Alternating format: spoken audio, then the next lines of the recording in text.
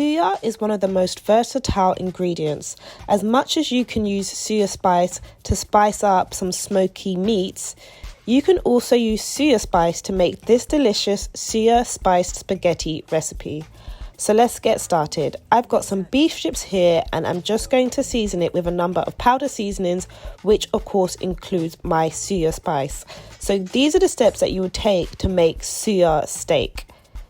I am then going to spread this onto a tray and I'm going to add a bit of extra suya spice and then I'm going to grill this in the oven. Now those steps are how you would make, or more or less how you would make suya steak. But now let's step it up a notch and make suya spiced spaghetti. I've got a red onion, I'm just chopping it in half, and then I've got some Scotch bonnet pepper and I'm going to chop this down as well. As well as that, I'm going to take about half of a medium red bell pepper and I'm just going to slice up some strips. And then I'm taking a bell pepper of another colour and again slicing up some strips.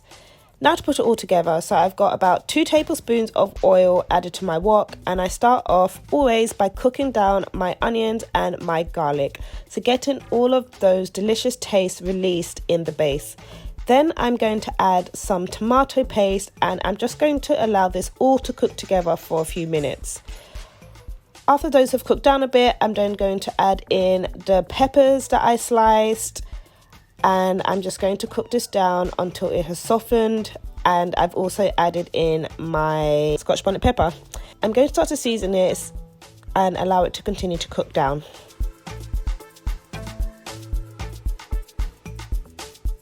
So off to the side, I have been boiling some spaghetti as per instructions on the pack, and I'm going to add a bit of that pasta water to this base that I've made, and then I'm going to slowly start to re-add my spaghetti and just get it all mixed up in there. Once I've done that, I add my suya steak on top and I mix it all together, and then you just want to add any more seasoning to taste. So in this case I added a Maggi cube because I felt like it could use a bit more sauce. Again, we're just mixing this all together and cooking it all down.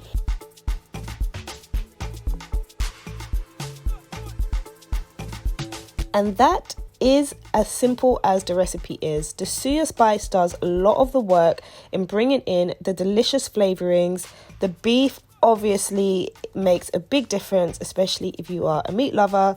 And then you've got the peppers, the onions, which bring some depth to the meal. And it's just that simple.